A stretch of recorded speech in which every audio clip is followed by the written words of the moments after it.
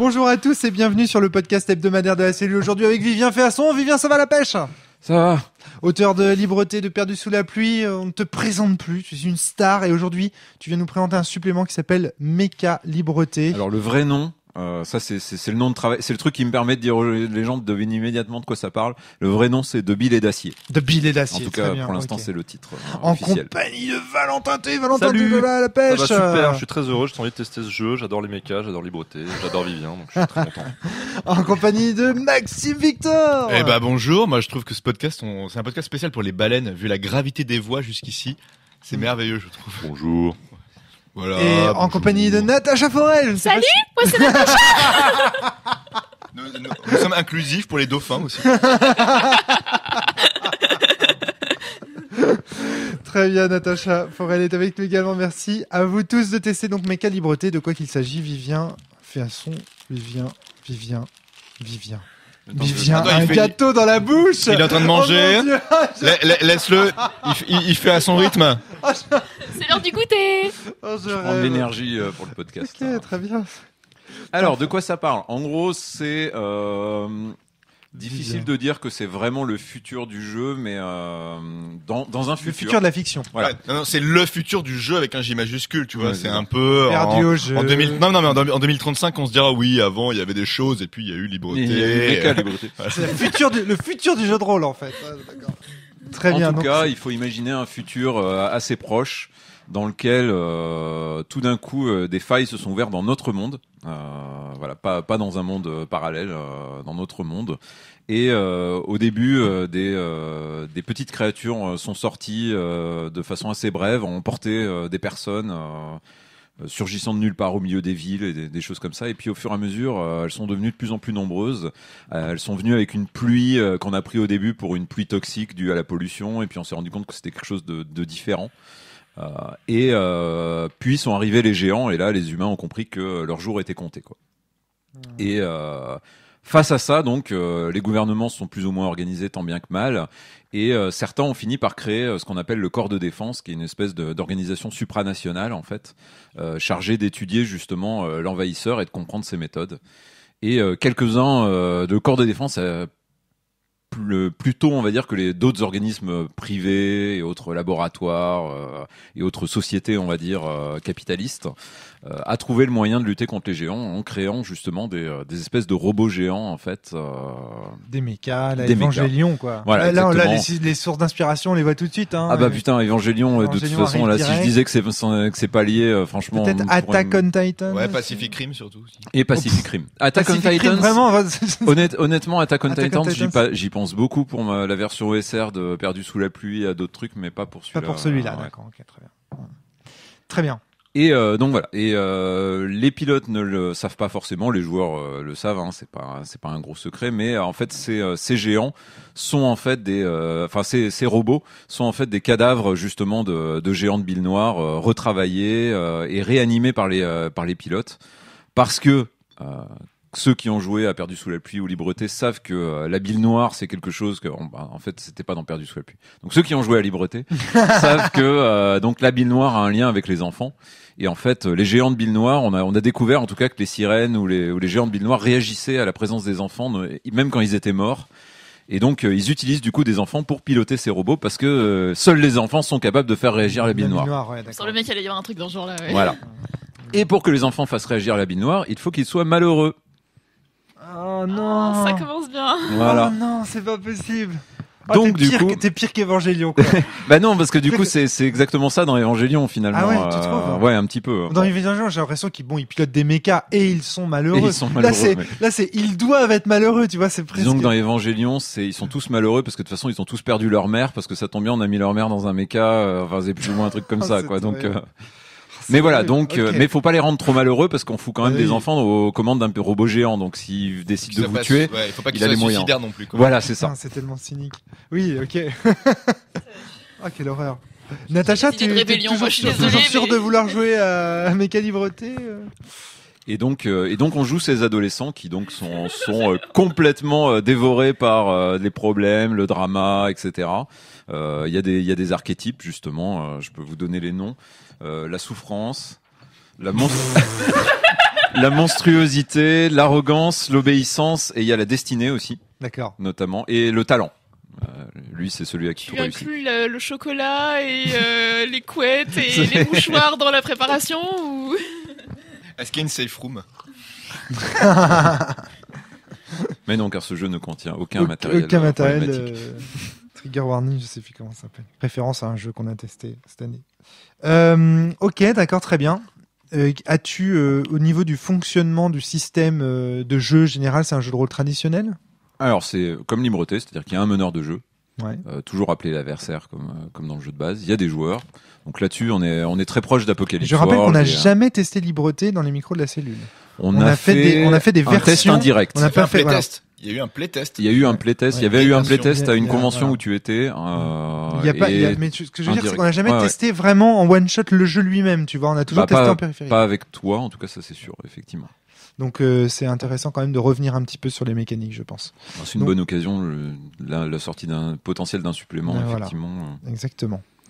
Et Donc du voilà, coup, au donc il y niveau a du l'adversaire système- qui est le meneur de jeu, Ouais. on va dire. Et je me suis astreint en fait à modifier vraiment pas trop le système de jeu. Parce que c'est un supplément, c'est pas un nouveau jeu, donc ça veut dire qu'il y a les mêmes enfantillages à quelques modifications de quelques points de détail près. J'ai rajouté une petite dose stratégique, mais vraiment très légère. Dans Libreté, il y a des avantages et désavantages. Là, il y a un double avantage et double désavantage possible, quoi. Voilà, c'est à peu près ça.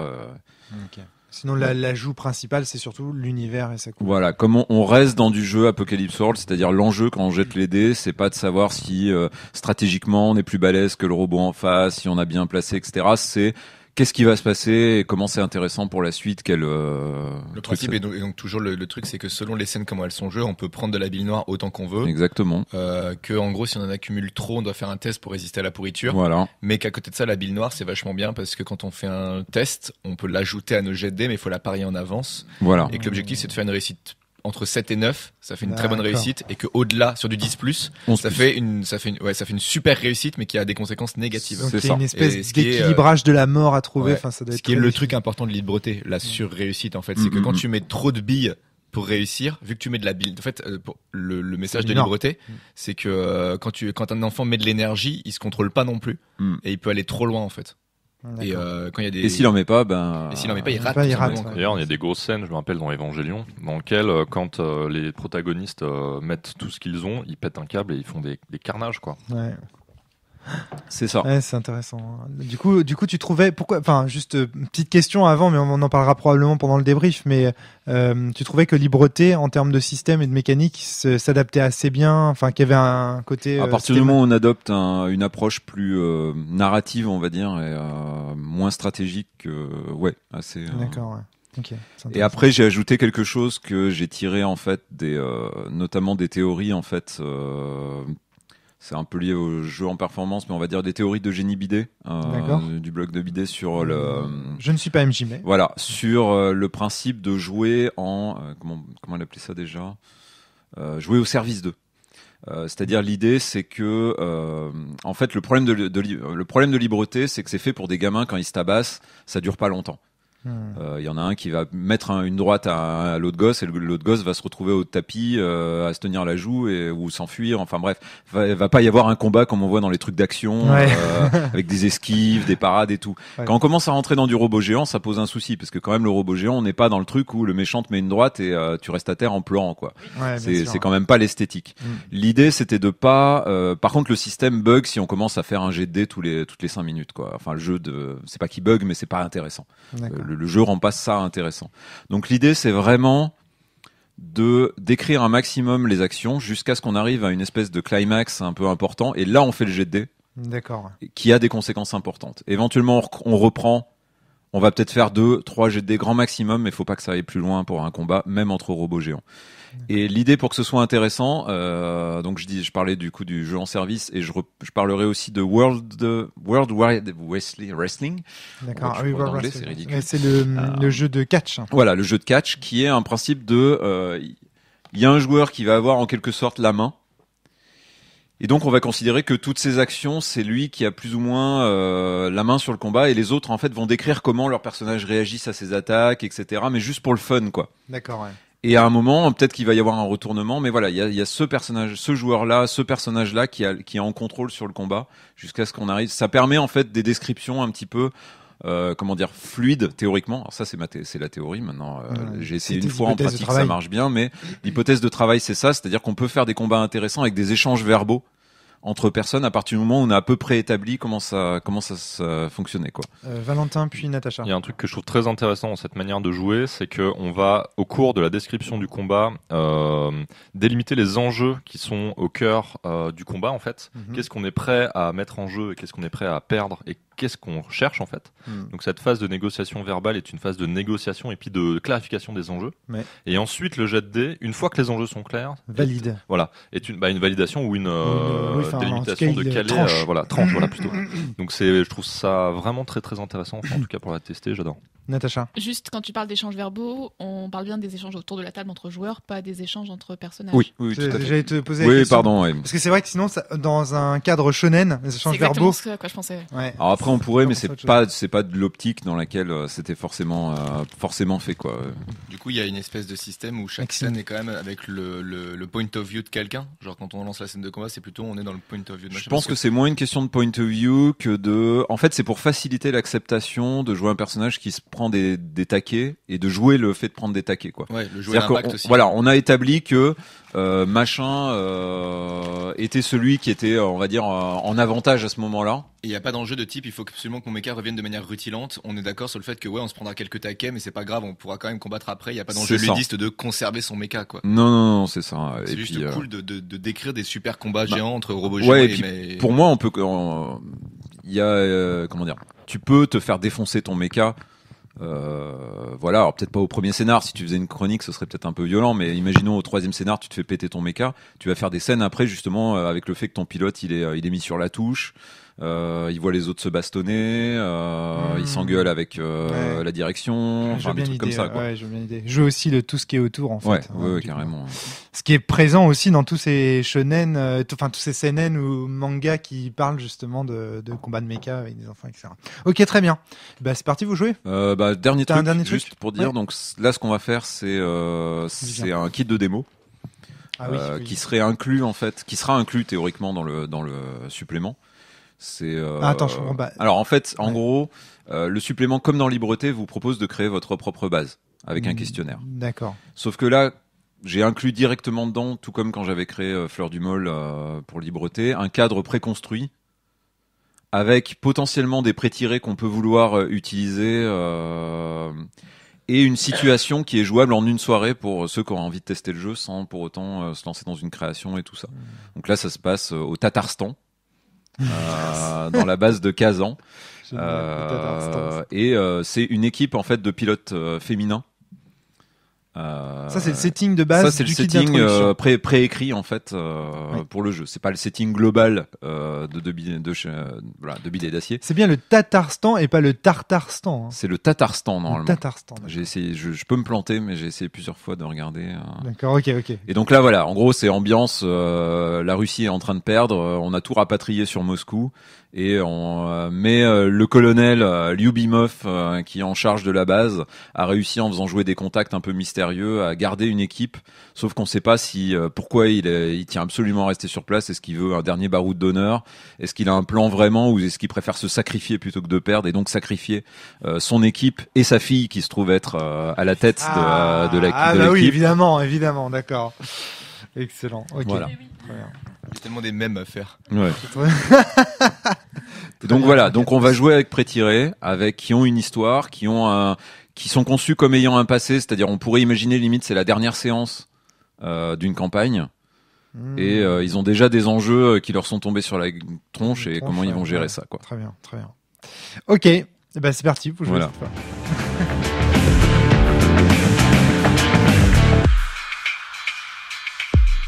Très bien. Oh putain, Maxime il est infernal cet homme-là. Bon, fin de la partie. Je suis infernal, c'est ça que tu dis, Romaric. Fin de la partie de Méca Libreté. Je suis mort pour tes péchés. Oui, Merci. Qu'est-ce qui s'est passé? D'abord, petite question toujours traditionnelle à notre ami Vivien. D'abord, de toute façon, il faut te passer la parole comme ça. Vivien. Ouais, Voilà. Vivien. Est-ce que ça ressemblait à une partie de mécalibreté traditionnelle? Complètement. Ah. Enfin, moi, de mon point de vue, du point de vue du MJ, oui, ça ressemblait à une partie de mes calibretés. Très bien. J'ai eu plein de moments de malaise super, qui sont exactement dans l'esprit du jeu. Enfin, non, mais forcément, c'est des situations tendues, quoi. Donc, il y a des moments où, ouah, Je me suis senti mal à l'aise. Super jeu. bah là, concrètement, oui, libreté et mécalibreté, c'est quand même fait pour créer du drama. J'ai nordique, BDSM ou les deux? Ouais. Des fois, on y va pour avoir mal. Donc bon, on va pouvoir comme ça débriefer une partie qui, selon toi, est assez canonique. Ouais. Bon, très bien. Qu'est-ce que vous en avez pensé autour de la table? Qui veut prendre la parole en premier? Peut-être raconter les personnages, évoquer vaguement ou rapidement la fiction. Natacha a un sourire, une banane, elle a la pêche. C'est incroyable.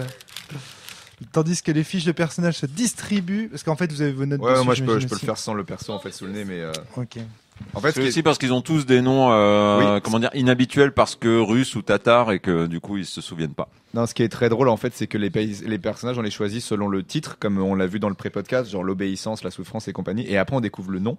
Mais ça, en fait, le nom, on s'en fout un peu, tu vois. Enfin, bah, il y a l'archétype et il y a le nom, mais bon. Donc moi, je jouais Nikita Lyubimova, la fille du colonel Alexander Lyubimov, qui est notre patron. Je jouais l'obéissance, c'est-à-dire en gros la chef d'équipe qui ne sait pas faire autre chose que suivre les ordres, qui du coup ne sait absolument pas ce qu'elle veut elle. Et c'est précisément le genre de rôle qui sont dans ma zone de confort du malaise. C'est quelque chose que j'ai fait beaucoup dans ma vraie vie. Que je fais encore des fois, et du coup j'anticipe. Moi, ça me permet d'être en grande sécurité parce que comme je sais précisément les dilemmes que va affronter le personnage, ça me permet de ne pas me le prendre en pleine gueule. Enfin, moi en tout cas je l'ai vécu comme ça, genre je ne me les prends pas en pleine gueule. Et c'est assez cool parce que du coup j'ai vraiment, au début je me disais ouais, j'ai peur d'être un peu trop autoritaire, violent et que les autres suivent. Ils ont pas du tout suivi. et vu qu'ils ont pas du tout suivi mes ordres, c'était parfait dès le début. J'ai vraiment senti le côté l'équipe qui part à volo, personne qui suit, personne qui travaille ensemble, et le personnage du coup qui part à volo en même temps que l'équipe, parce que s'il arrive pas à les maintenir soudés et à aller vers l'objectif qui est gagner la guerre, alors il a pas de raison de vivre, quoi. D'accord. Natacha? Donc, oui, je rebondis sur effectivement les personnages étaient suffisamment bien conçus pour que non, c'est pas possible qu'on t'obéisse en fait.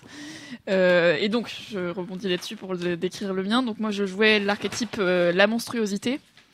Qui peu de temps avant le début de la partie et le début de la fiction avait dans une réaction d'instinctive de protection pour quelqu'un d'autre de l'équipe vu son corps se modifier pour devenir un espèce de monstre à visage humain, voilà donc. Super comme jeu, vient vraiment impeccable. Et donc qui essaye de cacher ça aux autres, mais qui en même temps qui recherche l'approbation et l'affection surtout de la part des autres. Voilà, donc j'étais un peu partagée entre aimez-moi, mais ne vous approchez pas trop. Voilà. Génial. Ça fait penser au... Ouais, enfin, bref, vas-y Valentin, je t'en prie. Oui, donc pour continuer sur la bonne ambiance, moi je jouais La Souffrance. J'adore les noms. Ça fait très nom de méchant de Metal Gear quand même tout ça. Connu sous le Non, nom. la souffrance n'est pas Shinji, pardon. Selma Valentin. Mexen, qui est une fille du coin. Ses parents habitent dans la ville qui est soumise aux attaques des géants et qui est secrètement amoureuse du capitaine, joué par Maxime, de la capitaine, avec une relation assez conflictuelle et problématique. Voilà. Yes.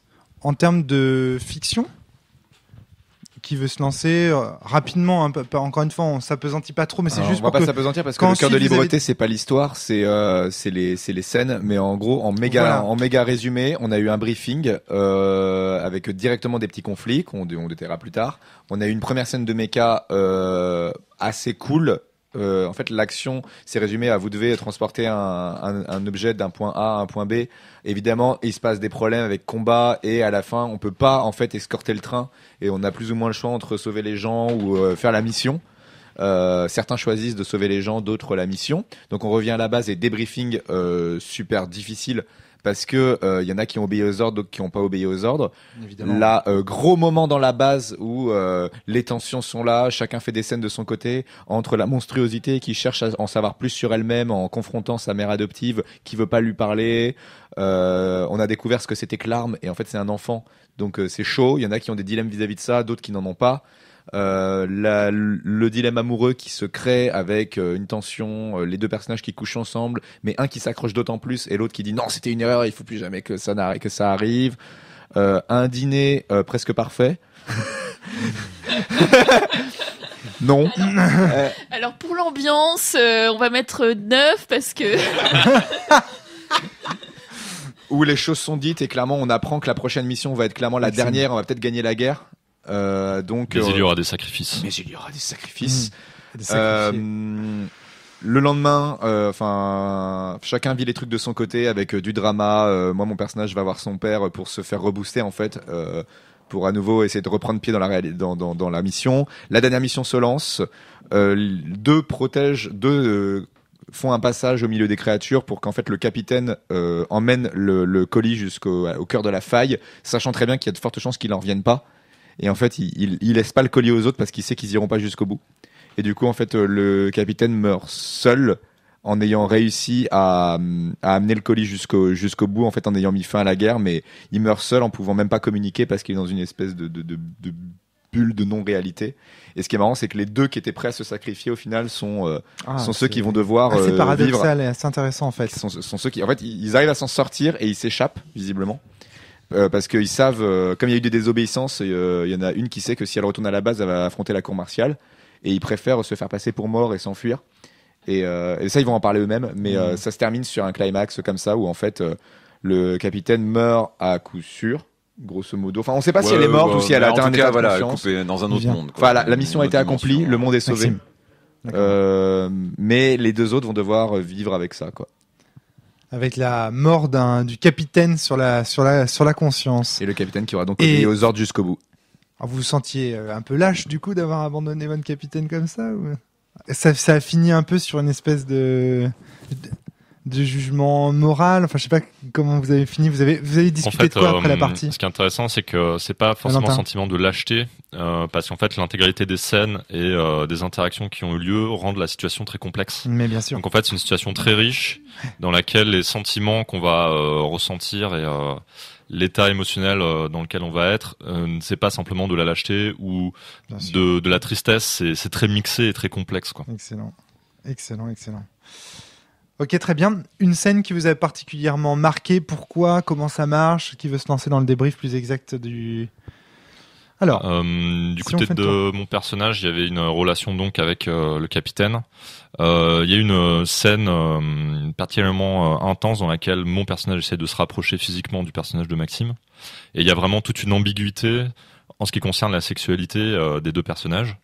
Et il y a, je trouve, dans Libreté quelque chose de très intéressant qui ici prenait une forme très évangélion.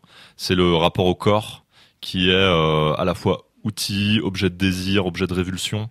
Il y avait cette scène de sexualité qui, pour moi, cristallisait plus les enjeux dramatiques qui sous-tendent les enjeux interpersonnels. Pour moi, c'était assez intense, en tout cas. D'accord, ok. Comment le système, justement, t'a encouragé à jouer cette scène, etc. Parce que moi, j'ai jamais joué à Libreté. Donc, je suis vraiment naïf, tu vois, en tant que... sais. Ouais, non, mais... Voilà, il s'est trouvé que je n'ai... Alors, donc, comment ça se passe? Tu veux dire que t'as pas le temps, c'est ça? Non, j'ai pas eu l'occasion, surtout. Alors, en fait, il y a plein d'incitations indirectes, très très bien vues dans Libreté, qui amènent ce genre de scène complexe et très riche. Donc déjà, il y a le système de la bile noire, qui va faire que dès qu'on a quelque chose qui nous terrorise ou qui un peu met notre personnage en fonction de son playbook, en fonction de sa fiche de personnage, dans une situation difficile par exemple. Moi, je gagne souvent de la bile lorsque je suis blessé à cause de ce que mes supérieurs me font faire. Je suis blessé, d'autres sont blessés à cause de ma faiblesse, ou ceux que j'aime me méprisent ou me rabaissent. Donc du coup, je suis dans une situation où par rapport aux autres playbooks, il y a tout un équilibre qui fait que je vais avoir tendance à prendre sur moi de la souffrance, essayer d'éviter cette souffrance ou alors de m'y confronter. Donc en fait, ça canalise Des choix de jeu. voilà des choix de jeu et Ton positionnement. voilà, c'est un positionnement qui est très subtil en fait. Et ça oriente des scènes qui sont tendues et très riches en implications. D'accord. Donc il y a cette bille noire déjà qui participe de ça. Ensuite il y a le scénario ou la préparation en tout cas initiale de Vivien qui va créer une situation complexe et pleine d'enjeux déjà en germe. Mais c'est pas des enjeux dans lesquels on est forcé d'aller dans une direction ou une autre. C'est juste plein d'opportunités pour nous de nous en saisir d'une manière ou d'une autre. C'est formulé sur les fiches de personnages, je trouve, de manière Natacha. à ce que ce soit suffisamment ambigu pour qu'on puisse en emparer comme on en a envie. Je te laisse Sont- terminer, puis. Ce sont des couleurs au sens de. Juste pour préciser, du coup, ça c'est des pré-tirés, Vivien. puisqu'on avait dit c'est un Oui, cadre. tout à fait. Donc normalement, ils sont plus détaillés que ne le seraient en fait des personnages créés pour l'occasion, quoi, finalement. Donc il y a quand même déjà des dynamiques. En fait, le scénario quasiment est conçu comme une fin de petite campagne Ouais. où donc le personnage de la souffrance vient de dire venez juste de dire je t'aime à l'autre qui sait pas quoi en faire. La veille, quoi, Oui, qui sait puis pas comment gérer. la troisième roue du du triangle amoureux débarque en plus à ce moment-là. Alors ça, c'est ce qui arrivait en jeu, par contre, Ouais, du coup. ah oui, pardon, Ouais. oui. Là, je parlais vraiment de ce qui s'est arrivé avant qu'on commence même à D'accord, jouer. Elle lui avait dit je t'aime, donc l'autre savait pas comment prendre ça. Et toi, ton personnage, du coup, Natacha, venait de montrer un visage monstrueux et avait découvert qu'elle était un monstre. Et ça, c'était avant la partie même. On partait sur ces bases-là, voilà où on en est, action, quoi. D'accord. C'était fait pour lancer le truc le plus vite possible pour pas. C'est un one shot, quoi. Tout à fait, mais de Valentin. toute façon, ce genre de choses-là sont construites dans une partie quand il n'y a pas forcément de pré-tiré et ont d'autant plus de sens qu'elles ont été jouées et qu'elles ont vraiment une implication par rapport à ce qu'ont fait les joueurs avant. Et donc, une des dernières incitations, mais il y en a d'autres, hein, une des dernières incitations subtiles, c'est les moves.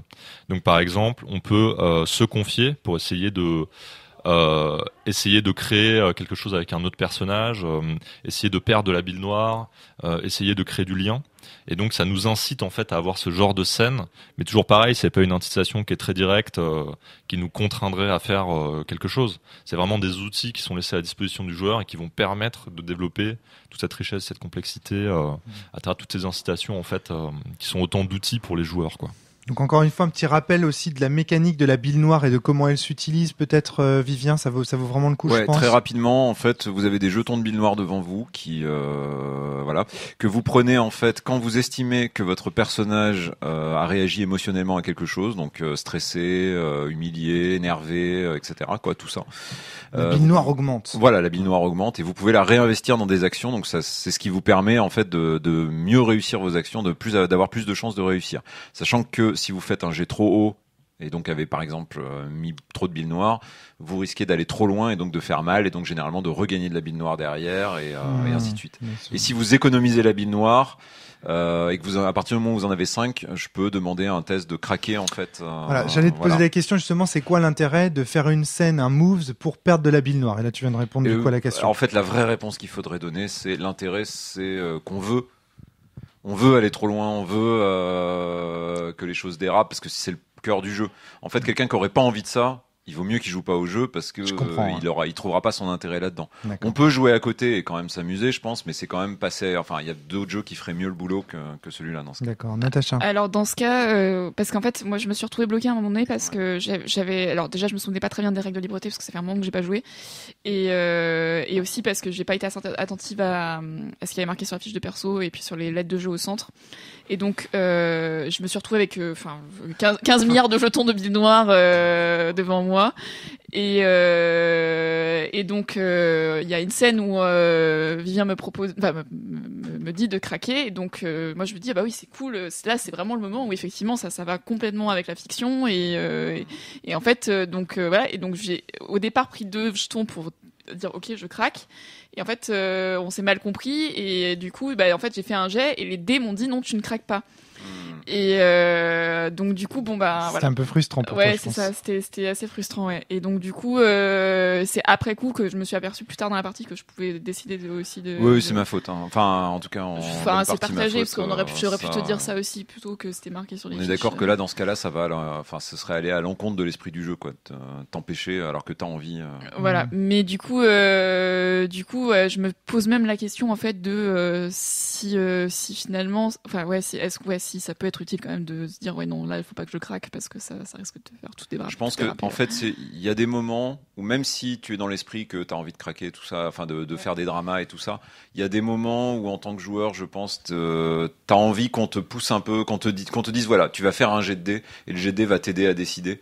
Il y a des fois où t'as pas envie de prendre la décision toi-même et je pense que le craquer est là pour ça. En fait. Ouais, parce que t'as pas envie non plus de prendre la responsabilité dans la fiction d'une grosse merde forcément. Peut-être en tant que que joueur. t'as deux embranchements et tu sais pas lequel est le plus J'aurais intéressant. craqué vraiment dans la salle de commandement au moment du briefing ou du débriefing par exemple, ça aurait été peut-être un peu plus problématique.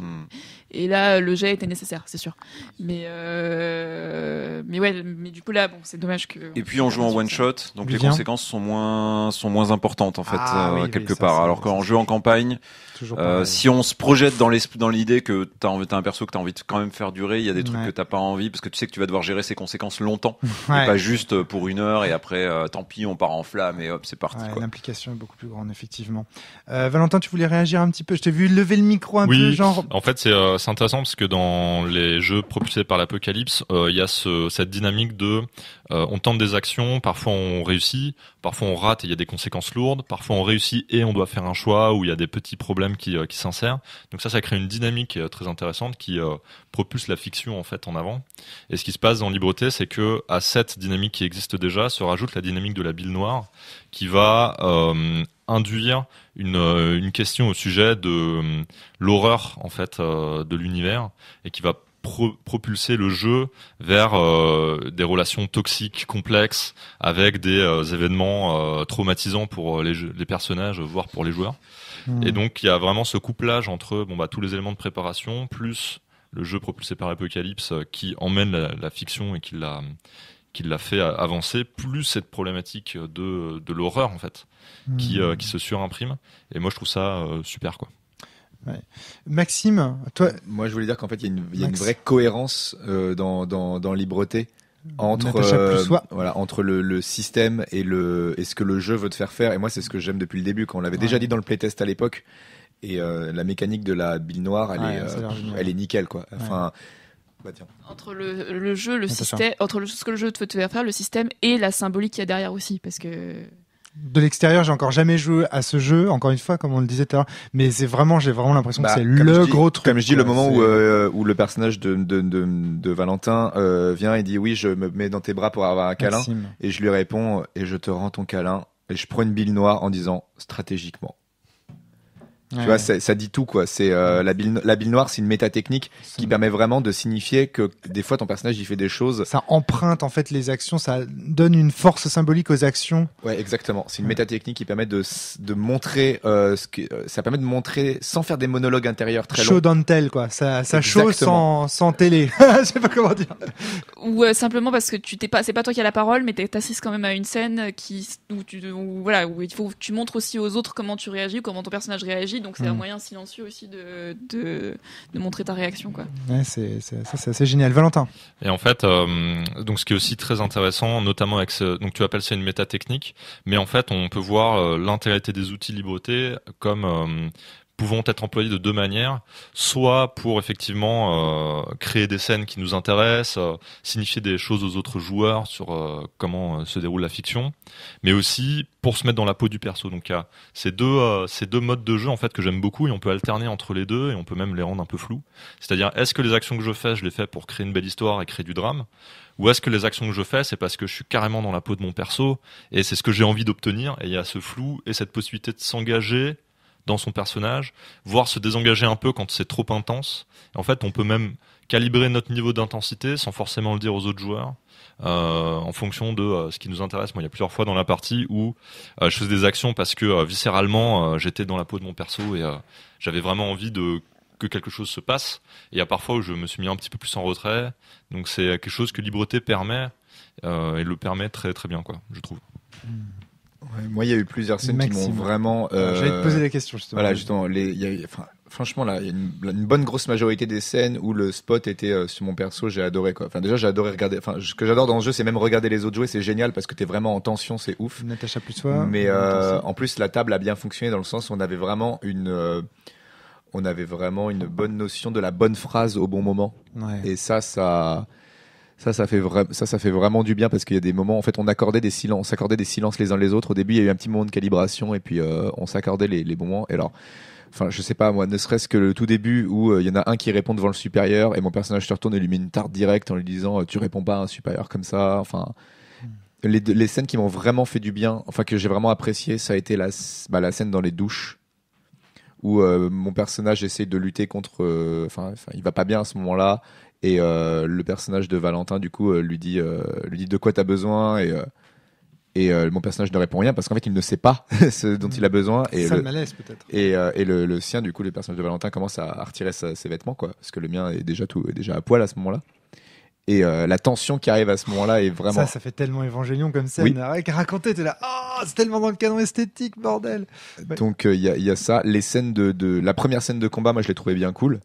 Parce que rien qu'à suivre comment chacun essaie de se dépatouiller. Et puis c'est génial quand tu vois le personnage de Valentin qui échoue à ses tirs. Et c'est tellement parfait compte tenu de son personnage. Tu dis oui, heureusement qu'il a échoué. Et le mien qui intervient au milieu pour sauver, mais au prix de, vu que mon personnage avait fait une super réussite, il a défoncé au passage le mecha de Natacha.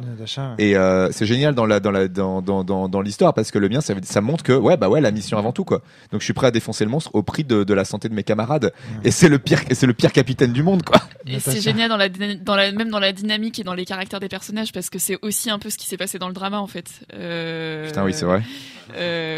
Voilà, c'est mon personnage qui est prêt à faire en sorte que celui de Valentin aille mieux, quitte à coucher avec lui, quitte à ce que celui de Natacha prenne par jalousie ou collatéral. Ouais. Alors justement, donc là, ce que tu veux dire, c'est que le combat, alors c'est ce que je préfère dans les fictions, c'est quand le combat est à l'image de l'histoire et du drama. C'est-à-dire que pour moi, un vrai combat, une vraie scène d'action dans un film quel qu'il soit ou dans une fiction quelle qu'elle soit, c'est un combat qui quelque part met en scène ou synthétise tout le drama qu'il y a eu jusqu'ici et jusqu'à présent. C'est un combat qui a beaucoup de sens. Alors là, moi, ça me fait des frissons quand vous me parlez de ce combat-là. C'est génial. Ouais, c'est totalement, en lien avec le système de jeu qui vraiment soutient ça à fond, quoi. C'est complètement cohérent en termes de design, quoi. Et l'autre scène, moi, qui m'a vraiment fait du bien. Donc là, excuse-moi, Valentin, t'es en train de dire, c'est pas un accident. Non, c'est parce que le système et les mécaniques nous poussent. Je suis d'accord. Et l'autre scène qui m'a fait vraiment du bien pour le coup à moi, c'est qu'à un moment il y avait une tension de malade. On avait Natacha qui avait 8 jetons de billes noires, Valentin qui devait en avoir 6 et moi qui en avais genre 8 et je suis allé voir du coup le colonel Papa.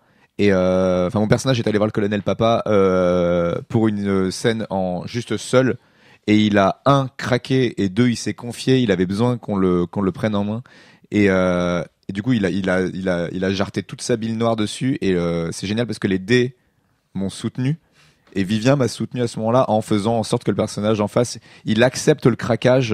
En fait, il s'est comporté vraiment comme un père, mais un père manipulateur quand même parce que. Ouais, puis oui. C'était pas juste de la manipulation, mais il y en avait beaucoup. Mais moi, ça m'a permis le fait de sortir tous les trucs que moi, Maxime, ressentait vis-à-vis de la situation et pas le personnage. Ça m'a fait du bien. Genre quand le personnage peut craquer en disant, quand le colonel dit oui, votre mission a failli être un succès et puis à la fin t'as fait de la merde, quoi. Et il a fallu qu'il y ait un de tes subordonnés qui vienne pas au débriefing. Mon personnage a craqué en lui disant mais putain, c'est quand même pas compliqué. T'as embauché des ados pour être des soldats. Je lui dis au bout d'un moment, c'est à toi de te prendre en main et de te rendre compte que face à toi, t'as pas des adultes. Ouais. Et c'est génial de pouvoir en fait c'était un move de craquer, tu vois, pour moi. Et derrière le personnage le PNJ qui se rend compte de ça et qui accepte et qui prend le mien en fait limite dans ses bras en mode mais je sais que mon sang est dans mon sang coule dans tes veines et tu vas être fort. Et mon personnage qui derrière refait exactement la même chose avec le personnage de Valentin qui le prend dans ses bras en mode tu vas être fort toi aussi, quoi. C'est horrible et c'est pas un accident. Enfin, bien sûr. Et pour le coup, c'était un peu méta parce que c'était aussi moi qui avais besoin de relâcher la tension. Et il y a vraiment ça. Il y a vraiment une synesthésie des fois entre le joueur et le personnage. Plus t'as de la bile noire devant toi, plus ça veut dire aussi que toi t'es en tension. Enfin, moi je me suis senti comme ça. J'étais vraiment en tension. En tant que joueur, hein, en tant que joueur, j'étais en tension, mais pas tension mal, pas tension dans le sens. tension ludique, on a envie de dire. Ouais, voilà. Et donc, c'était vraiment très cool. Valentin, Ouais, tu voulais ajouter quelque j'étais chose dans le même état émotionnel que Maxime avec cette sorte de boule au ventre, mais qui est maîtrisée, tu vois. On le subit pas, on se plonge dedans et le système nous y emmène si on veut, quoi. Et il y a cette dans le système ces correspondances entre le drame qui peut exister, cette tension là qui est entre les personnages, et aussi l'horreur physique, quoi, qui se déploie dans plein de dimensions, et l'inhumanité qu'il y a derrière, quoi. Natacha, j'aurais voulu t'interroger, pareil que donc Valentin et Maxime, savoir s'il y avait des scènes qui t'avaient particulièrement marqué en bien, on va dire. Déçu en bien. Oui, c'est un peu l'idée du personnage. Oui, en fait, les deux scènes clés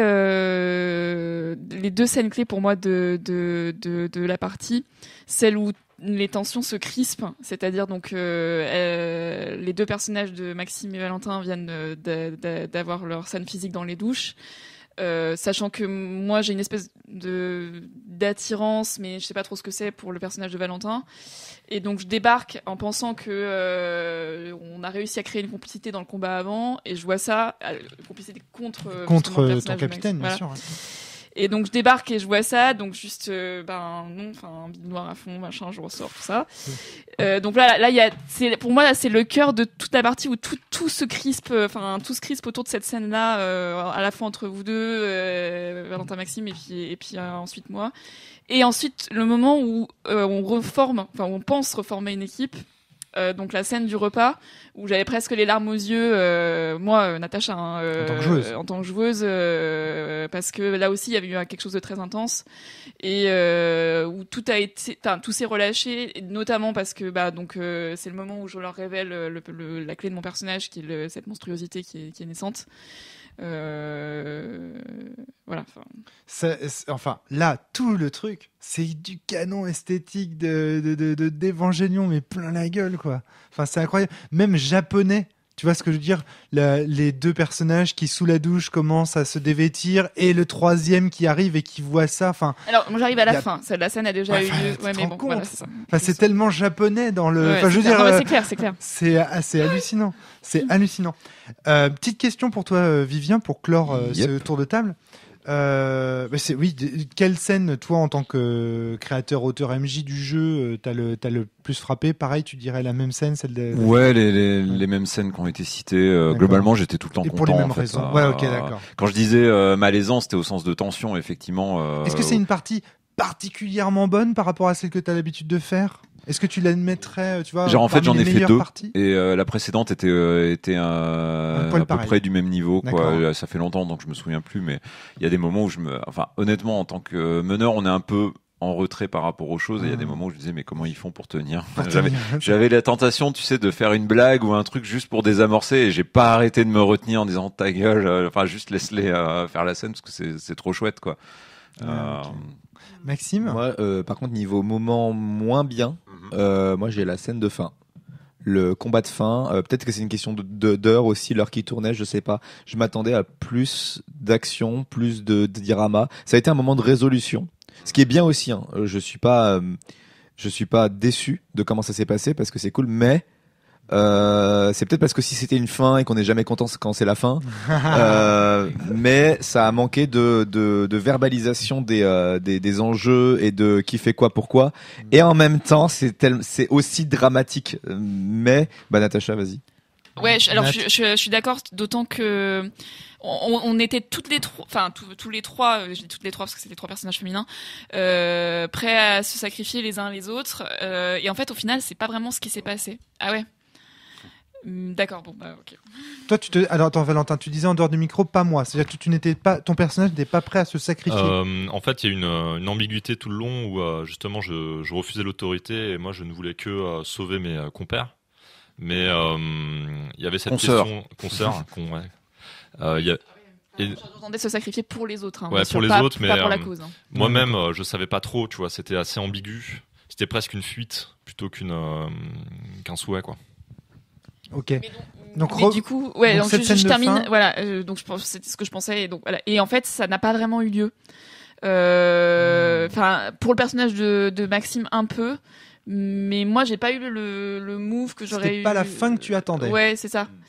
Puis bon, alors après, il y a aussi une part de déception de les dés, tout ça. On fait que la fin idéale que j'aurais aimé pour les persos ne s'est pas produite, mais ça, c'est aussi parce que c'est moi, mais et parce que c'est pas la fin idéale que moi j'attendais et qu'en fait, pas forcément qui était attendue autour de la table aussi. Donc, moi, je voulais que mon perso se sacrifie, que les deux autres survivent, et du coup, voilà, ça. Valentin. En fait, moi, je voulais que mon perso s'abandonne au perso du capitaine. Et moi, je voulais ça en fait aussi. Maxime. Je voulais qu'il y ait une scène. En fait, à la fin, mon personnage pouvait plus communiquer avec les autres parce qu'en fait, moi, je m'attendais à ce qu'il y ait des embûches sur le chemin du mien. Et en fait, les autres, ils ont agi. Il y a eu une opportunité d'avancer. Bon, le mien a avancé. Et à partir de là, il a plus eu d'embûche. Je trouvais ça un peu dommage parce que j'aurais vraiment aimé qu'il y ait une embûche pour que mon perso puisse dire dans les communications, genre. Alors que Selma va pas bien et est en train de se faire défoncer par des monstres, moi j'attendais vraiment le moment où le mien fait Selma, aide-moi.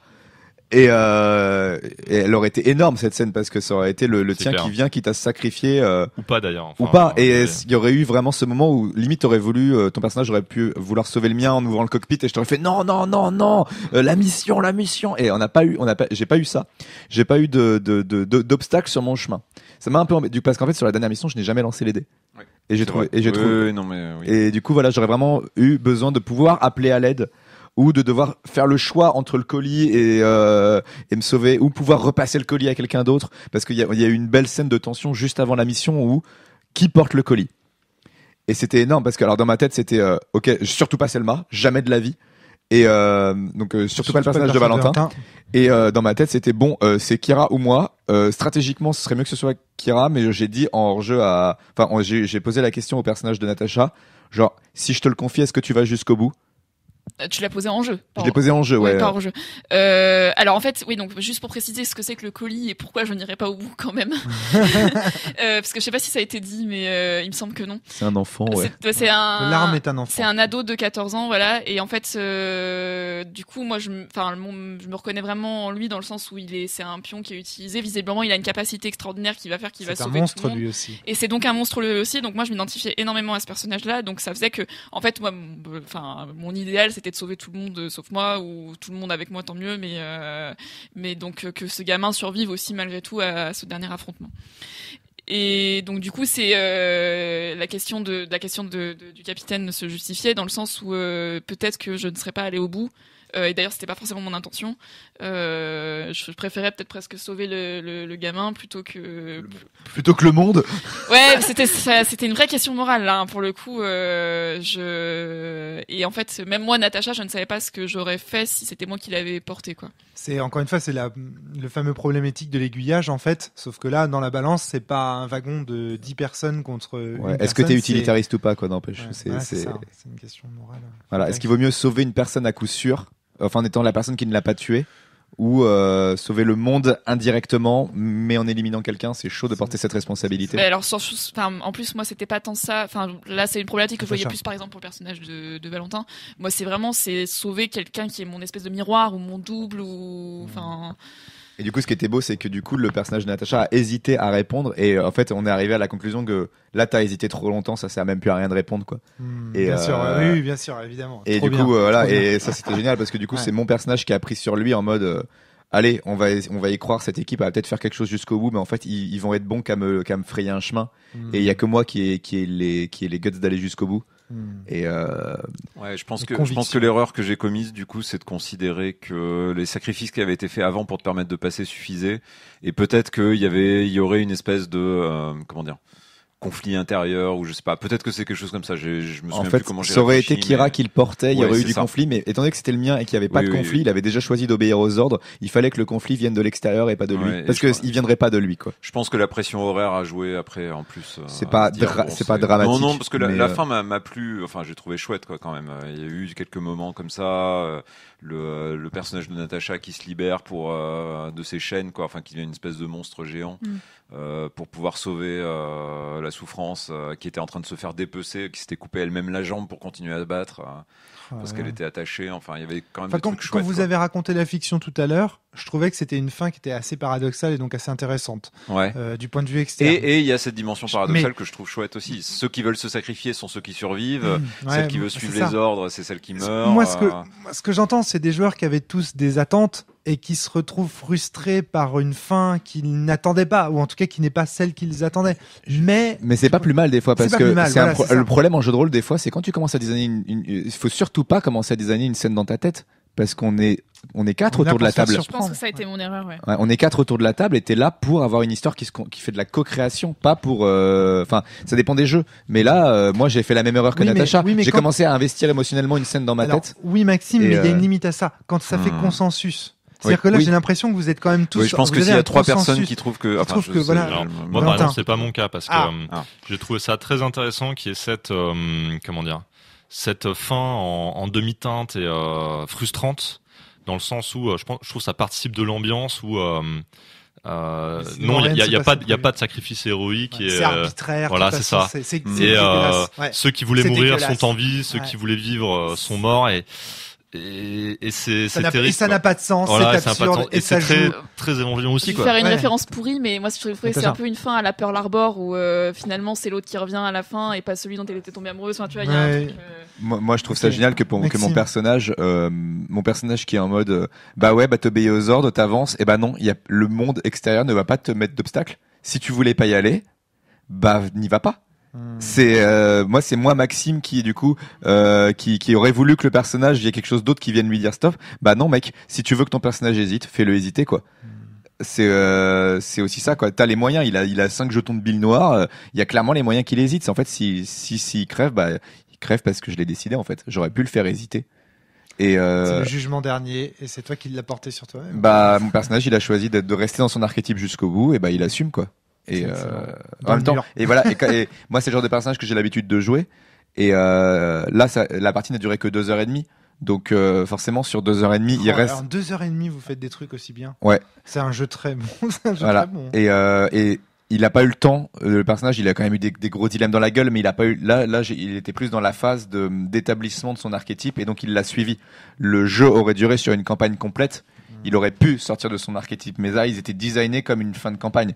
Donc ça s'est passé comme ça. Mais pour avoir déjà joué un personnage comme ça, il sort de son archétype à la fin, ou en pétant un câble en général. Et pas mal. L'effondrement psychologique est très rigolo à jouer à la fin. Mais là, j'ai pas eu le temps, il est mort, donc c'est cool. En fait, c'est peut-être mieux pour lui. Vivien, tu voulais intervenir? J'aurais une. Oui, je voulais dire, en fait, ce que Maxime dit, ça me fait penser, en fait, à ce qu'on a dans une fiction. En fait, t'as un moment, dans un film, t'as un moment de choix. Et une fois que le choix est fait, il est censé être, t'es pas censé revenir dessus parce que sinon c'est pas un choix très important si tu reviens dessus. Et je pense que le moment du choix de est-ce que je reste dans mon archétype ou est-ce que je deviens, finalement, est-ce que je change quoi complètement, avait été fait en amont.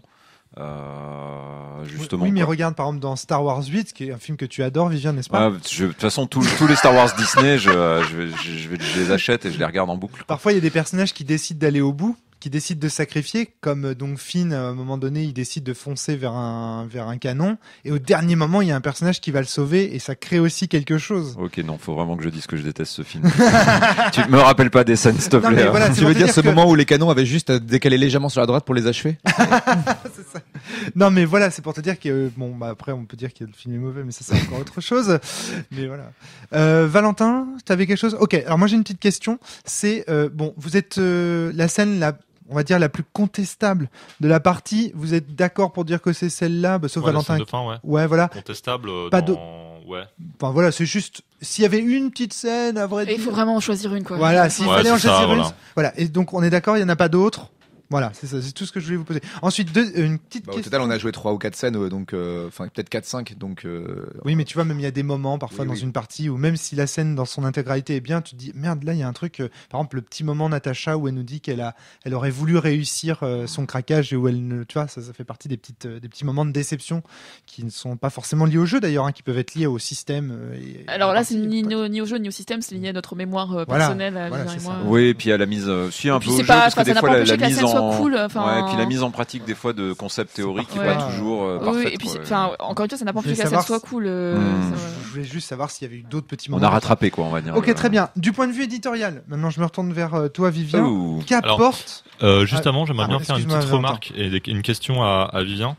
Il y a quelque chose que j'aime énormément dans le jeu, Ah. c'est le fait d'arriver à mixer de manière aussi élégante et intéressante des enjeux que je dirais esthétiques et dramatiques, tu vois. C'est-à-dire que on a vraiment moi j'ai l'impression que l'univers se déploie comme une peinture autour de nous, avec une véritable cohérence. On a parlé de la corporalité, de la physicalité, même de la bile noire qui s'incarne dans le monde.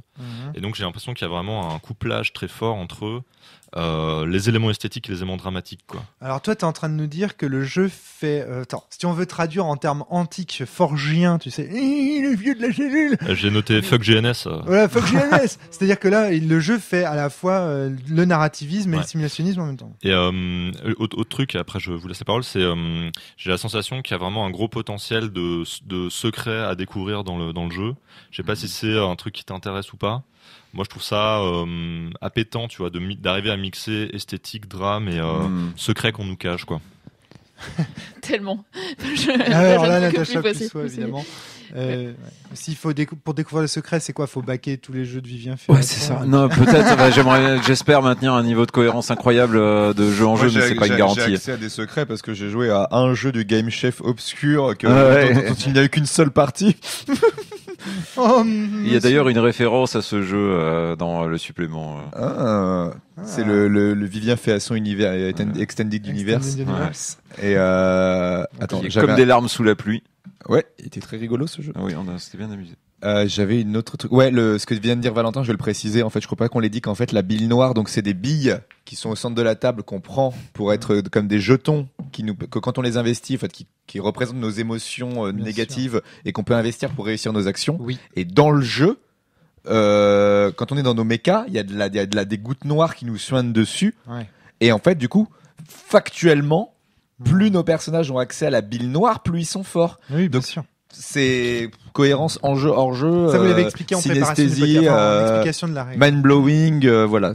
Oui, moi j'ai aussi vu ça comme les origines de ma monstruosité. La monstruosité, c'est qu'un symptôme de cette bille noire qui commence à déborder. Et je pense que c'est aussi pas pour rien du coup que je me suis retrouvée avec le joueur autour de la table, il y avait le tas de billes noires qui s'étaient entassées autour de moi. Là. Donc du coup, c'était un peu, au bout d'un moment, ça déborde et La bille noire dans la monstruosité, ça me fait tellement penser, tu sais, à X-Files ou à Oui, l'huile noire. l'huile noire ou, Ouais. ou même à Alien, dans lequel Oui, bien sûr. les créatures également ont cet aspect noir. Non, fluide. c'est pas Alien. Bah là, le monstre qui est en. Non, je pensais à l'autre Prometheus là. Ah oui, d'accord. Ce truc de merde là. Ouais, C'est- Prometheus, c'est- Cette huile noire qui change de propriété selon les désirs du scénario quoi. Ouais. Oui, mais je pensais à ça, effectivement. T'as raison de le souligner. C'était plus à Prometheus qu'à Alien que je pensais. Mais l'alien en elle-même est une créature aussi noire, luisante, tu vois, qui représente une certaine forme de truc qui est à l'intérieur et qui veut sortir, quoi, tu vois, quelque part. Bon, Vu l'alien, c'est aussi une métaphore de plutôt quelque chose qui veut rentrer quoi. Enfin, ouais, il y a un peu des deux. c'est en fait. dégueulasse mais c'est vrai. Enfin, Oui, tout à fait. Ouais. Il y a les deux, justement, dans l'univers de Giger. Et juste pour Ce qui finir crée sur le la question glauque, la question des secrets, c'est pas extrêmement développé. Il y a quelques secrets qui sont donnés. L'enjeu, c'est vraiment de les donner au moment où ça va créer du drama. Le but, c'est d'un coup tu découvres que t'es un monstre. Qu'est-ce que tu fais maintenant? Tu découvres que le robot géant que tu pilotes, en fait, c'est pas un robot, c'est un cadavre de géant animé. Ce genre de choses, quoi, où tu découvres que t'as un sujet d'expérience depuis toute ta vie. Mais c'est pas le but. Faut pas que ça devienne le but du jeu, parce que sinon, j'ai déjà eu ça à Libreté, en fait. Je sais plus avec qui. Je me demande si t'étais pas là, Maxime. Genre dans les premiers playtests, tu vois, de Libreté, quoi, il y a super longtemps, avec comment elle s'appelle Oui, je me souviens. C'est ça. Avec qui? Je me souviens plus du nom du personnage. Je l'ai mis en plus. Bref, Donc, c'est en gros, voilà. le secret venait En parasiter gros, voilà, le drama. secret devenait finalement les personnages L'enjeu. sortaient de Libreté, Ah oui, je me commençaient à souviens. enquêter sur le mystérieux fondateur de la ville. Ouais, d'accord. Et je commençais à ramer un peu enfin voilà, Je me j'étais souviens d'une recherche absolument d'infos. On allait dans les caves, non pas pour jouer du drama, mais dans Mais la pour recherche trouver du le et secret. ça avait fait une partie un peu genre. oui, Ouais. c'était Ouais. dans les tout débuts et on sentait déjà que c'était pas trop le sens dans lequel le Donc, jeu. le secret n'a de valeur en ceci que parce qu'il va créer du drama. Voilà. On va découvrir que l'arme est un enfant. Ah, Et Voilà. du coup, dilemme moral, est-ce qu'on peut l'utiliser? Est-ce qu'on doit utiliser un enfant comme Mais une je arme? pense que justement dans l'intégration des enjeux que ça devient très intéressant, d'où par exemple l'intégration des enjeux esthétiques et dramatiques, quoi. C'est-à-dire que quand on a effectivement des éléments de gameplay qui sont bien séparés, où on peut trouver des secrets ou faire du drama, là c'est un problème. Ouais. Ou alors quand on peut explorer le canon esthétique ou faire du drama, là c'est un problème effectivement en termes de GNS. Mais quand ces enjeux sont tous intégrés les uns aux autres, comme tu le cites, par exemple, est-ce que découvrir un secret, ça veut dire se confronter à son père à un moment, tu vois. Là, ça peut créer vraiment quelque chose de très intéressant. Je sais pas, mais Oui, bien c'est sûr. comme ça que je le vois moi en tout cas, et ça ferait kiffer Over 9000, je pense. Ouais. En tout cas, c'est un truc à réserver pour, notamment, et puis aussi si le drame commence à tomber un peu, que finalement les personnages ont plus de raison de se mettre sur la tronche, parce qu'après tout c'est possible. Hein. On n'est pas obligé non plus, voilà. Donc, et que les joueurs ont besoin d'un petit coup Juste de pouce. que t'as créé, ça n'arrivera pas parce que moi, d'expérience, les personnages comme celui que je jouais, obéissant depuis des plombes, le jour où il commence à être sympa, les autres se méfient. Non mais c'est horrible, hein. Ça fait 2 ou 3 fois que je le joue et dès que les personnages comme ça commencent à changer d'attitude, en fait, ils essaient vraiment d'être sympas, les autres réagissent en se méfiant de lui. Et c'est horrible parce que du coup ils retombent dans ses travers et c'est des personnages qui ne peuvent pas s'en sortir. Ce qui est très rigolo, c'est que Ils sont pas designé par rapport pour à ça, c'est que après la scène donc du repas où je vous ai dit que j'étais un monstre et que toi tu vas voir ton père, je me suis dit putain, si ça se trouve il va lui dire que il a découvert ça, donc il va y avoir une trahison en direct sans qu'on n'est pas censé être au courant. Puis après je me suis dit en même temps c'est Maxime qui joue, donc en fait non, ça n'arrivera pas.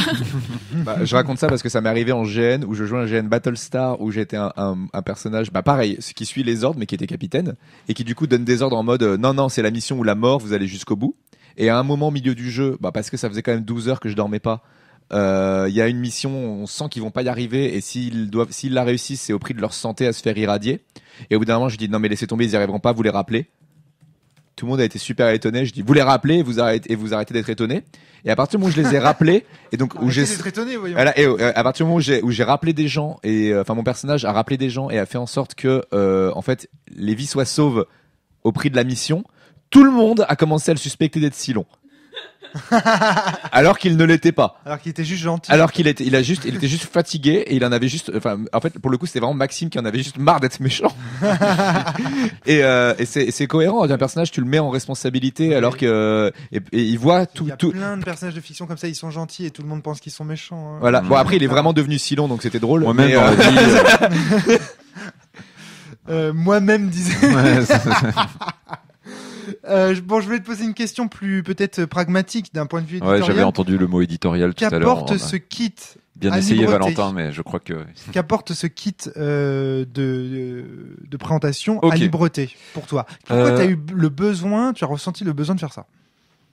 de quoi vraiment le kit dans le kit- supplément. Le kit, le supplément, je veux dire. Ouais. Ah, le supplément. Le supplément, parce que vraiment. Dans le supplément, il y a un kit de présentation. C'est ça qui est un peu Ouais.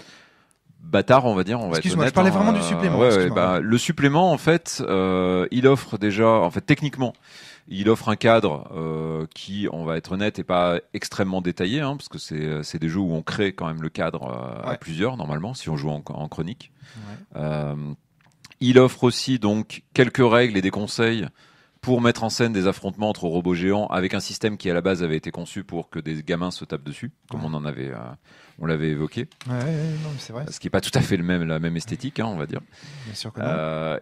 Il donne des archétypes nouveaux, donc 6 archétypes nouveaux, quoi, du coup, qui sont différents, avec des pouvoirs du coup différents. Et qu'est-ce qu'il y a d'autre? Et du coup, il y a Alors, le cadre qu'on a joué qui est voilà, décrit C'est ça. avec des pré-tirés pour ceux qui ont envie de juste faire un one shot et de s'amuser. Alors, moi, à je vais faire te dire un truc, Vivien, et puis après, je te passe la parole, Valentin. C'est juste que quand j'entends le débrief de cette partie et quand j'entends les débriefs de partie de libreté, cette partie me donne beaucoup plus envie parce que je suis beaucoup plus familier avec la couleur. C'est-à-dire, en fait, tout simplement, libreté, une des raisons aussi pour lesquelles j'y ai pas encore joué, Sa Majesté les Mouches, Ouais. ces ambiances-là, franchement, c'est pas ma tasse de thé. Mmh. Franchement, honnêtement, j'y jouerai parce que c'est un jeu de Vivien Féasson et que Vivien Féasson, c'est quelqu'un que j'adore et que je sais que le jeu est bon. Mais on me présente l'univers en lui-même. Je dis, ouais, non, je passe mon chemin. Par contre, là, ce jeu-là, avec ce canon esthétique-là, le trip Évangélion, etc. Alors là, on me présente ça avec un récit de partie comme celui-là. Je dis, là, j'ai envie d'y jouer. Ouais. Donc déjà, je peux te dire, du point de vue juste extérieur, Oui. ce qu'apporte ce kit, c'est que, enfin, ce supplément, pardon, et ce kit, du coup, c'est que ça donne vraiment envie à des gens Tu vois, de découvrir cette mécanique sans subir éventuellement un univers Oui, un qui univers leur qui parlerait laisse- pas. Là, Juste, tu raccroches les wagons avec les fans de manga. Juste pour répondre, du coup, et c'est vrai que j'ai oublié cet aspect-là, c'est que je kiffe Evangelion. Enfin, c'est un truc que j'ai adoré, que j'ai regardé plein de fois. J'ai trouvé que ça finalement ça matchait bien, on va dire, et que du coup c'était possible de le faire. Que c'était l'occasion aussi de faire un truc fun, enfin fun dans le drama, mais fun quoi. Enfin voilà. Sais-tu que Hideo Kojima a travaillé aussi sur un projet Evangelion Online qui s'appelle Zone of the Ender, dont il a sorti 2 opus sur PlayStation. Oui, Donc je moi, sais, je suis beaucoup on plus- parle souvent lui et moi de designer à designer. Et et, donc, Et donc moi je suis beaucoup plus proche de pour le coup d'Hideo Kojima. Evangelion, j'ai trouvé ça trop froid, j'ai découvert peut-être un peu tard par rapport à. Mais alors, et moi ça me donne vraiment, j'ai vraiment ressenti du Zone of the Ender dans ce que vous racontiez. Et moi ça me donne vraiment, pour le coup, là vraiment envie. Voilà. Valentin, tu voulais ajouter Oui, alors c'est une remarque, une question pour Vivien. La remarque, c'était que le kit d'initiation qui existe déjà dans Libreté est un bijou de game design, dans le sens où on peut rentrer directement dans l'univers de Libreté. Je sais pas si vous avez l'occasion de le tester, mais moi j'ai fait. Du Môle Non, c'est la Forteresse des Nuées. Forteresse des Nuées, ouais, je l'ai joué. Moi, j'ai fait peut-être 30 parties de ce jeu en convention pour présenter le jeu de rôle à des gens. Ouais. Bah, cool. Et tu te demandais pourquoi tu avais le droit d'aller dans les bureaux d'Hideo Kojima. C'est vrai. Non mais oui, il m'a dit. Tu peux refaire ta réaction quand t'as appris que quelqu'un avait joué 30 fois ton jeu? Cool. C'est tout. Ouais. Le flegme anglais, une fois de plus. Vous voulez que je prenne de la bille noire pour signifier le. En fait, la partie dure 1h et demie du kit d'initiation de Libreté, donc la Forteresse des Nuées, et c'est un outil déjà pour découvrir le jeu de rôle et pour découvrir Libreté, qui est, moi je trouve, le meilleur. C'est pour ça que j'y ai autant joué en fait. Et donc un kit d'initiation pour de billes et d'acier. Me semble être une idée super. En plus, le canon esthétique est plus proche d'un public plus geek, on va dire. Ouais. Moi. Voilà. Donc ça, c'était le premier point. Je trouve vraiment très très bien cette idée de kit d'initiation, c'est super. Deuxième question, à quel point est-ce que le supplément nécessitera le livre de base de Libreté, ou est-ce que ça pourra être potentiellement un objet indépendant, quoi. Et le prix du coup? Moi, je m'en fous, je l'ai dit. Alors le prix c'est un peu tôt pour en juger du coup. Pour l'instant, il est clairement conçu comme un supplément pour quelque part aussi redonner du souffle à la gamme, quoi, au jeu lui-même. C'est une solution aussi. Du coup, ça fait un peu marchand, mais c'est vrai, oui. T'es toujours en collaboration avec Sico pour. En tout cas, pour tout ce qui va toucher à Libreté, à moins d'un drame, est prévu pour être sorti sous ce mode-là, parce que je trouverais ça un peu absurde quelque part de prendre des moyens, enfin des biais différents. Voilà. Je pense pas qu'après pour d'autres jeux, enfin, ce sera à renégocier. Je veux dire, le contrat à voir. que tu as avec lui ne t'y oblige pas. Non, pas c'est du un tout. choix que tu fais. Ah oui, tout à fait. Oui, l'univers m'appartient. Il y a que Voilà, les livres c'est ça. que je lui confie pour 2 ans, je crois. Et Très bien. je peux pas lui dire non, tu vends plus de Libreté. Est-ce que tu vas faire la même erreur que Romaric Briand et promettre à l'avance un certain nombre d'extensions, genre une hexalogie Libreté ou Non. Ce n'est pas une erreur, voyons, c'est du talent. Tout était prévu à l'avance, exactement, comme le souffle Fabien. On fera les choses à notre rythme quand j'aurai des idées déjà.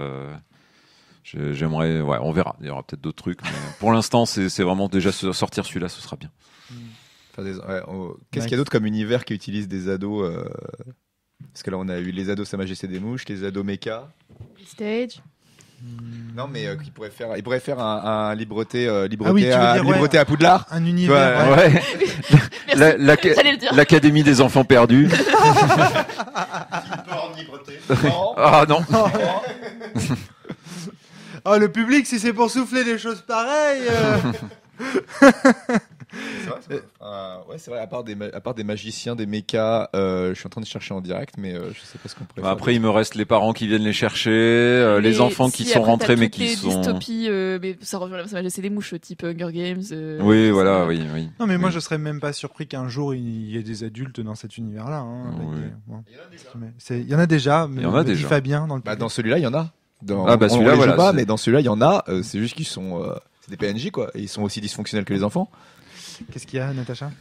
C'est pas qu'ils sont dysfonctionnels, c'est qu'en fait, c'est eux qui foutent la merde. Enfin, je suis désolée, mais. Pour moi, la leçon, du coup, c'est qu'en fait, les adultes, c'est juste des ados avec quelques années de plus, quoi. Non, mais moi, je déteste l'expression, on est entre adultes responsables. C'est tellement vrai. Parce que souvent, et ça, on l'a aussi dans le GN, souvent, genre, non, mais dès que tu parles de, oui, il faut faire attention, il faut mettre des techniques pour que les gens prennent soin les uns des autres et encourager la bienveillance. Non, mais c'est bon, les gens, ils peuvent prendre soin les uns des autres. Enfin, chacun peut prendre soin de soi. On est entre adultes responsables. Et je demande aux gens, ah bon, t'as eu un clip magique le jour où t'as eu 18 ans qui s'est enclenché dans ton cerveau et qui t'a permis d'un coup d'être conscient de tes émotions internes et d'être capable de te gérer? Remercions Valéry Giscard d'Estaing d'avoir fait de nous des êtres responsables à 18 et non plus à 21 ans. Tu vois, non, mais voilà, ça me fait marrer effectivement. ce truc-là de les gens sont des adultes, enfin les gens sont des adultes responsables. Ça veut rien dire. Ok, ils sont responsables de légalement, mais les gens sont mauvais pour prendre soin d'eux-mêmes. Et tu peux et on peut l'apprendre via, pour moi, le jeu est aussi une méthode pour ça. Je trouve que Libreté, il t'apprend aussi ça, genre en mettant en scène des trucs dysfonctionnels de si tu gardes les choses en toi et que tu les sors pas, et bah tu pourris de l'intérieur. Je suis désolé, c'est une leçon pour la vraie vie aussi. C'est comme ça que ça marche dans la vraie vie. Si tes émotions négatives, tu les gardes et tu leur laisses pas de place, et si tu t'attends juste de craquer pour les exprimer, tu vas juste détruire et pas construire, quoi. Génial. Et Natacha. si tu manipules aussi les gens pour arriver à tes fins, il y a moyen qu'à un moment donné, ils soient pas très contents, tout simplement. Excellent. Excellent. Valentin, quelque chose à ajouter ou on conclut ce podcast? Moi, j'ai dit tout bien ce que j'avais à dire, donc je suis pense très content. que- Merci Vivien. Merci pour à cette vous, partie, hein, en tout cas. c'était une chouette partie. Merci Ah ouais. Maxime, Moi, merci je Natacha, suis- merci moi, comme je Vivien. dis, moi, je suis juste curieux de est-ce qu'on Merci, arrivera au même truc sans le kit de préparation, mais on le fait parce que moi, c'est que je n'ai jamais fait dans Libreté. Ah oui, C'est une chronique. C'est une chronique. Ouais. J'ai jamais fait de chronique et j'ai jamais construit d'univers en collaboration parce que là, ce qui est ouf, c'est que moi, j'adore jouer sous contrainte et quand on me file des relations préétablies, je m'éclate. Mais Alors, créer moi-même les conflits ou les voir émerger dans une mini-campagne, je ne l'ai encore jamais fait. Ouais. Donc, petite limite que je peux dire aux gens, c'est que ça, moi, je peux pas m'exprimer là-dessus. Donc, oui, mais voilà. alors déjà, si t'as un jeu qui te vend dedans un premier scénario avec des prétirés et que ça fonctionne déjà comme vous l'avez fait là, ça vaut déjà le coup, tu vois ce que je veux dire, même sans pas. Après, si la campagne, si elle marche, c'est un 100 fois plus. Mais quand on voit la pratique des gens par rapport au jeu de rôle, parce qu'il y a beaucoup de gens aussi qui font du one shot, tu vois, et donc déjà d'avoir un one shot qui fonctionne, c'est déjà génial, quoi. Mais du coup, moi, c'est une Natacha. vraie question que je me pose. C'est est-ce que, en fait, moi, je sais pas si je serais en capacité de créer des choses aussi intéressantes sans aucune campagne. contrainte de toute pièce. Donc, je Oh, me pose la question. Franchement, Monsieur, on avait, non, non, on fait une on avait campagne commencé ensemble. une campagne de Eh. Libreté, c'était quand même, enfin, il y avait quand même des clair. trucs, quoi. Oui, Et- certes. Alors, on fait une campagne de Cthulhu ensemble. Où le système fait Non, zéro mais drama, alors, on y non, arrive. non, mais là, c'est vraiment pas. Alors, pour Alors. une fois, je te jure que ce n'est pas du manque de confiance en moi. C'est vrai, je vous jure, c'est vrai. Non, c'est vraiment, C'est une vraie question. Je pense que ça sais le pas. fait, moi. Moi, j'ai aussi comme théorie que la contrainte libère, et donc du coup. Ouais, mais là, attention, parce que la Valentin. création d'univers de ce genre de choses est elle-même sous contrainte, tu vois. Oui. C'est pas, on crée l'univers, que voilà. Tu vois, qu'est-ce qu'on fait? Je sais pas. Non, il y a un ensemble de questions précises à laquelle on essaie de D'accord. répondre. Il y a une construction qui est conditionnée par les playbooks et par les enjeux en germe dans Libreté, Mecha, etc. Oui, quoi. oui, en fait, je suis en train de me Et faire les la autres réflexion que c'est beaucoup. Les autres joueurs les autres joueurs, bien sûr, qui sont sont aussi eux-mêmes des contraintes. eux-mêmes des Je suis en train de contraintes. faire la réflexion que c'est beaucoup le cas sur les jeux de Fred, par exemple, et du coup, effectivement, si le setup Fred Synthèse. permet ça, oui, pardon. Et puis, quelque chose qui serait plutôt enclin à te rassurer, c'est Oui. le fait qu'il y a un mec en face de toi en chemise verte, là, Valentin, qui a fait 30 parties du jeu et il vient encore de s'éclater sur sa 31e, tu vois. À minima, je dis. Moi, surtout, le truc qui m'éclate plus, moi, un truc qui me faisait peur dans Libreté et qui me fait pas peur ici, c'est que dans Libreté, tu crées le lieu et ensuite les personnages, ils arrivent dedans. Genre, ils sont pas forcément déjà intégrés et ils doivent s'intégrer. Alors que là, moi, Ah si. En fait, maintenant, Libreté tel qu'il, c'est justement pour ça qu'on crée le lien ensemble. C'est pour que les personnages des joueurs soient déjà intégrés. d'accord, moi, j'avais joué que la forteresse Ouais. des nuées. Donc, Ah oui, là par contre, la forteresse des nuées, c'est un kit de démo, donc ils arrivent à on Libreté. débarque. Mais c'est pour ça, en fait, c'est pas uniquement par fainéantise que j'ai fait un questionnaire plutôt qu'un univers. C'est parce que ce que j'aimais pas dans la plupart des jeux, c'était que les joueurs sont censés connaître l'univers. Leurs personnages, en tout cas, sont censés le connaître, mais dans les faits, les joueurs le connaissent pas. C'est le MJ qui le connaît, et du coup, on crée tous les settings vampires, notamment, et tout ça, on sait jamais où foutre ces personnages. Là, c'est pour ça qu'on crée le truc ensemble. C'est pour que les joueurs et les personnages soient au même niveau que le MJ presque, en fait. Et après, le MJ rajoute sa sauce Les derrière. Intéressant, ça. questions, c'est très bien. Ça fait partie de ces contraintes libératrices que j'attends. Intéressant. Très, très intéressant. Voilà, et dans tous les cas, vu le cadre où nos personnages dans l'histoire sont les seuls à être capables de maîtriser les mechas, il y a vraiment un truc de l'ordre de nos personnages sont au centre. Ouais. Et Et moi, je trouve ça Et il y a une génial. vraie raison pour ça. Et il y a une vraie raison pour ça. Même si vous les faites chier, ils peuvent pas vous foutre complètement au trou tout de suite Exactement. parce qu'ils ont besoin de vous pour piloter le truc. Donc, si vous mettez aux arrêts, il faudra quand même qu'ils viennent vous chercher pour vous foutre dans le robot et vous dire maintenant il faut se battre, quoi. Ce qui est très adolescent aussi. Je Oui. boude, il faut que vous veniez me chercher. C'est ça. Et vous serez bien pas content quand j'aurai disparu. C'est vrai Vous qu'on serez bien on a eu triste. cette discussion avec le personnage de Natacha qui dit elle vient pas manger avec toi, qu'est-ce que tu fais, est-ce que tu vas la chercher? Tu dis non, je vais bouder comme un adolescent sait le faire, et en me disant que elle a qu'à venir me chercher, et je lui dirai non, même si elle vient me chercher, je lui dirai non, alors qu'en fait j'ai envie qu'elle insiste. Merci à tous encore une fois. À bientôt tout le monde. Portez-vous bien, pardon, et surtout jouez bien. À très bientôt. Salut. Hello. Good and nugget.